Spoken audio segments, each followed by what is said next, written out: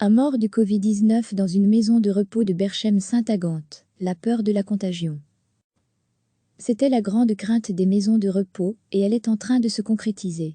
Au Val des Fleurs, le home du CPAS de Berchem-Saint-Agathe, 6 résidents ont été testés positifs au Covid-19, l'un d'entre eux est décédé, il y a une dizaine de jours, 4 autres sont toujours hospitalisés. La famille de la personne décédée revenait d'Italie après les vacances de carnaval, c'est par ce canal qu'elle a été contaminée. Depuis, la plus grande inquiétude règne dans la maison de repos. Sa directrice elle-même est à la maison, avec des symptômes grippaux. Nous espérons que cela va s'arrêter là, nous dit Jean-François Culot, président du CPAS. Nous prenons toutes les précautions, mais mardi, dans 2 jours, nous allons tomber à court de masques FFP2. On nous en a promis 1400, mais s'ils n'arrivent pas, c'est la catastrophe. Même son de cloche au sein du personnel soignant.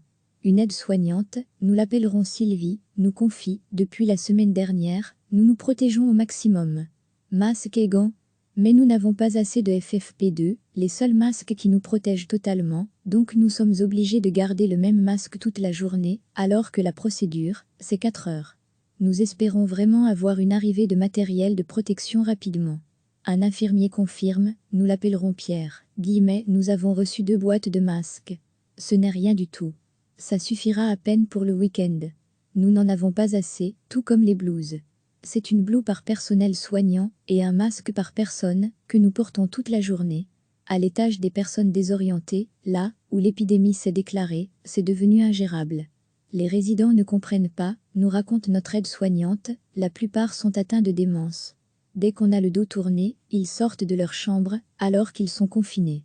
On les retrouve en contact avec un autre résident. À cet étage, tout le monde a de la fièvre et de la diarrhée.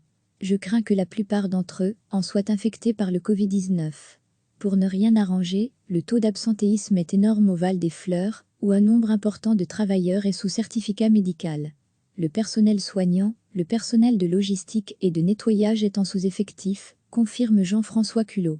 Beaucoup de gens ont eu peur d'être contaminés, ou bien ils avaient des symptômes, alors ils ont téléphoné à leur médecin, et ils sont en maladie. Nous sommes épuisés, ajoute Sylvie, on ne tiendra pas très longtemps comme ça. On n'a même plus le temps d'écrire les rapports, on ne s'assied plus.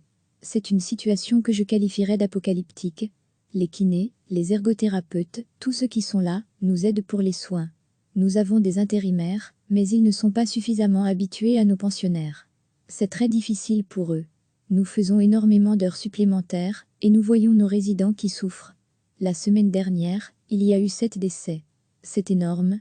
Le médecin de la maison de repos dit qu'on ne peut pas affirmer qu'ils sont dus au Covid-19, mais ce qui est certain, c'est que les résidents sont très perturbés. Ils n'ont plus leurs repères habituels, plus de visites. Ils sont confinés en chambre. Le président du CPAS évoque des dégâts collatéraux. Conscient de gravité de la situation, le bourgmestre de la Berchem-Saint-Agathe a promis des moyens supplémentaires, et notamment des équipes chargées d'une désinfection plus soutenue. Nous manquons de solutions hydroalcooliques, nous dit Pierre, l'infirmier.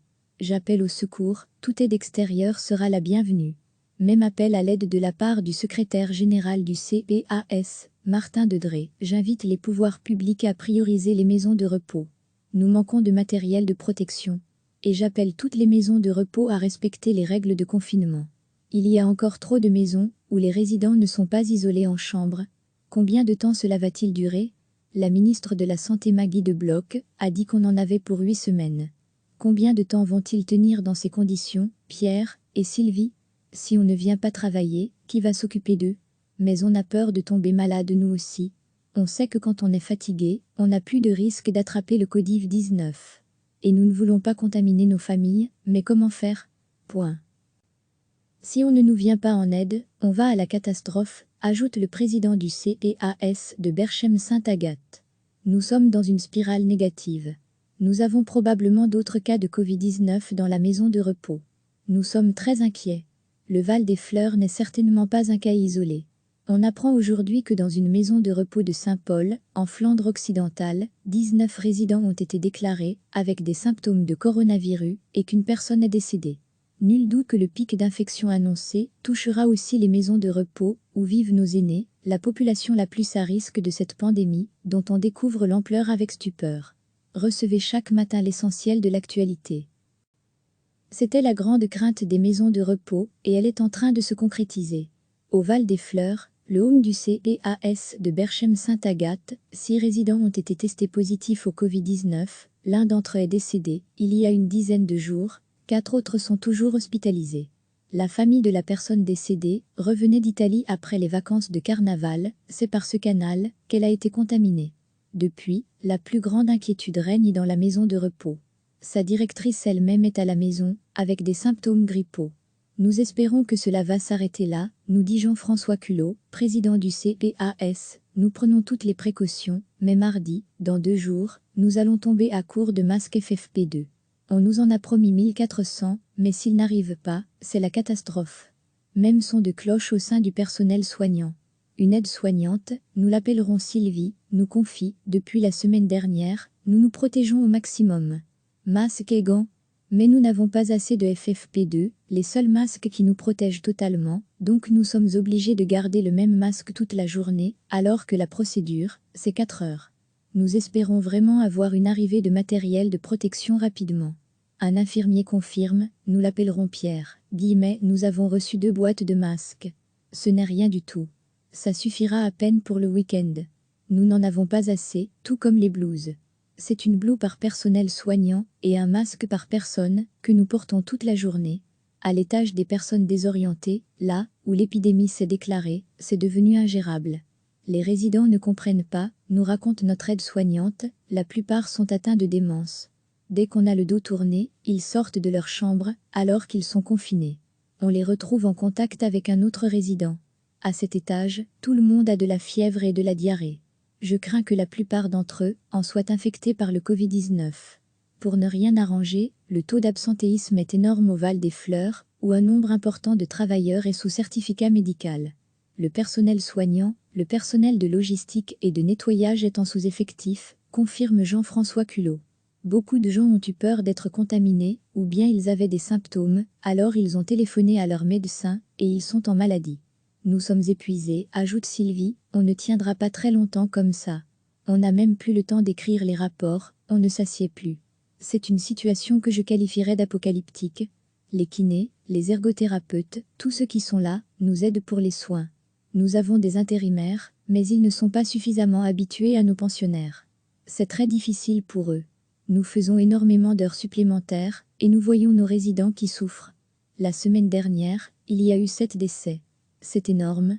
Le médecin de la maison de repos dit qu'on ne peut pas affirmer qu'ils sont dus au Covid-19, mais ce qui est certain, c'est que les résidents sont très perturbés.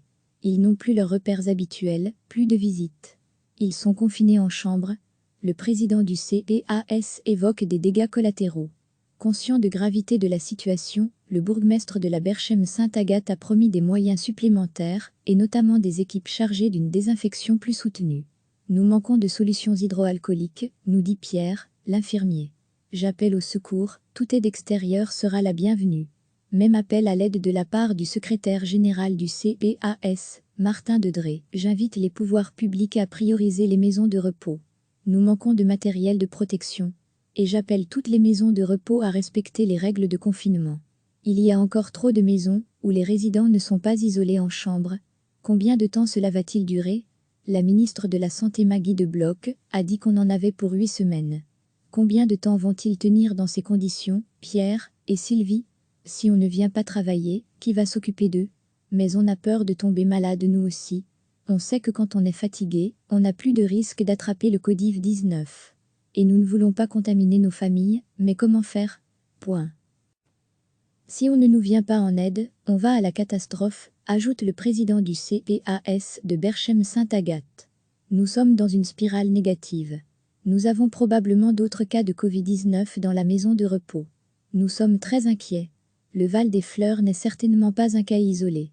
On apprend aujourd'hui que dans une maison de repos de Saint-Paul, en Flandre occidentale, 19 résidents ont été déclarés avec des symptômes de coronavirus et qu'une personne est décédée.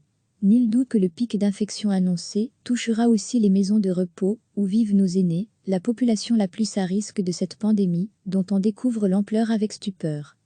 Cliquez sur s'abonner pour recevoir les dernières nouvelles.